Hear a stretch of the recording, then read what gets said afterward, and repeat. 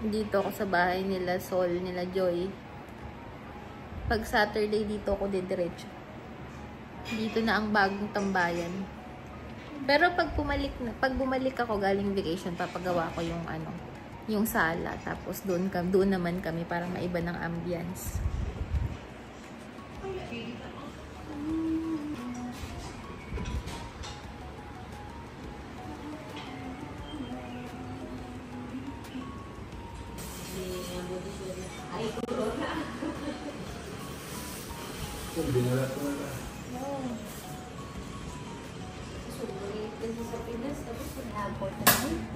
So, ito na yung niluto ni Joyful. Tsaka may mangga. Itong rice, talagang pinalagay ko dyan. Kasi sabi ko maliit. Lalagyan ko ng rice yung sopas ko.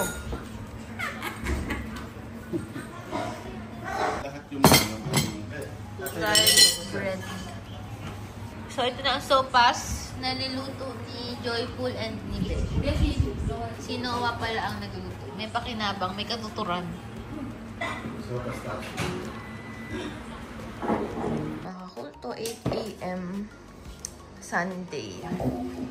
So, third day kong natulog dito sa bahay. Ay, ang ingay ng AC. Umulan gagabi.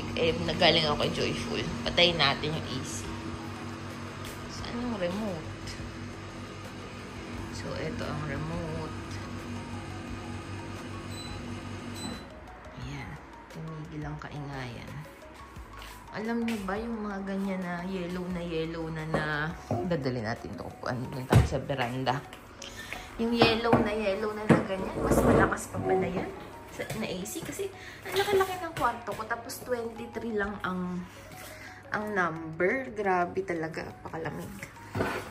Pinalinis ko kay mami, pero pwede na. Pinatanggal ko lahat na, di ba may mga dyan. Kasi sabi ko, uupo ako dyan. Nilinis naman niya. Eh, bakit ba ang daming ganito? Ito, ang daming ganyan. Kakagigil. Ano ba yan? Pati doon sa sala, meron. Pinatay ko. Patay. Hala naman niya. Sino kaya yung nag-iintay doon?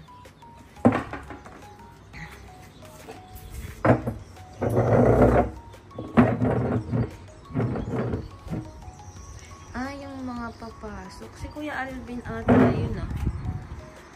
Si Kuya Alvin ata. So, dito tayo.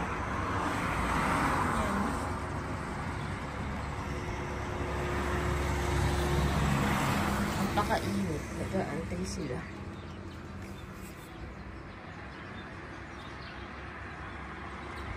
Hindi tumambay kasi pwede kay aircon ko so walang ingay.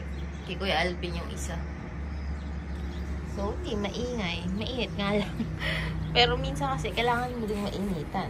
Oo, si Kuya Alvin nga. Ayun o. O, diba? Si Kuya Alvin nga. Ngayon ko lang na na.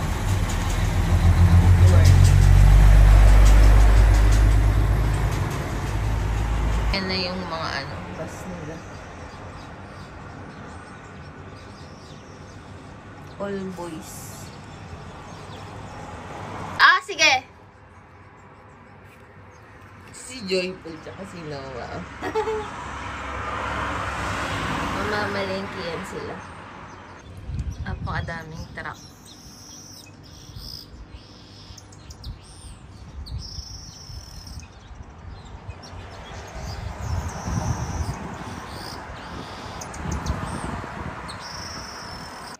Sunday ngayon. At andito ako nanonood.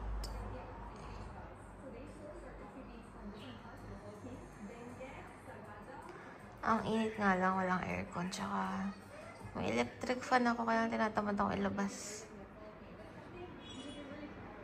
Hindi ko na kaya nilabas ko na electric fan ko. Sobrang init. As in. Hindi ako nag-enjoy pag walang electric fan. Ayan, maliwanag na. Sinara ni Ate Irene yung cortina. So, dapat nakasara siya. Para hindi magre-reflect sa TV yung yung ilaw. ilaw.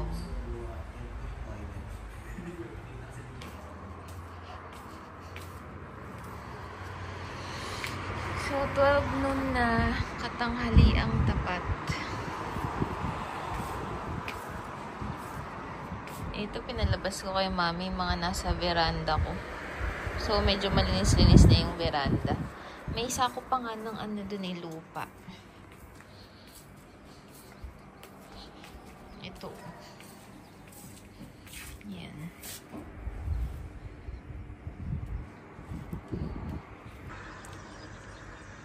(6 PM) mga kakulto at dito naman ako nakatambay. Sunday.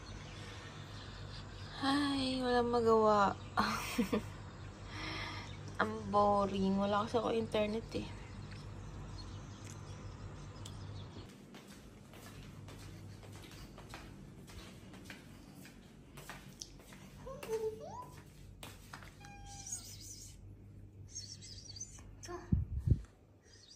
Yan, lapit na siyang lumapit sa akin. Yan siya. Ano kaya ang gusto nito? Mailap kasi ito eh. Yan, lapit na siya. Diba? Ayaw talaga.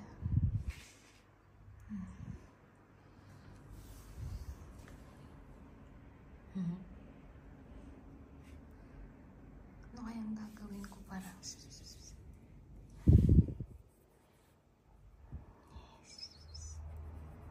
ayaw.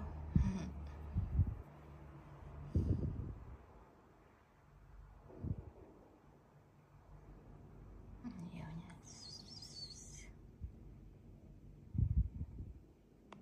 Paano ko kaya ito mapapasama sa kwarto ko? Tara na.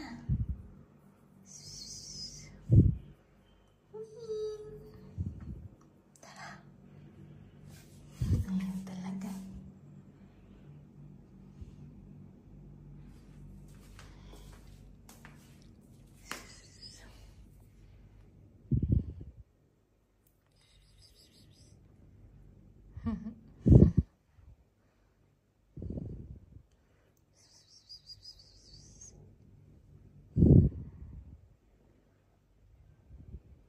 Natawag ko, ayaw.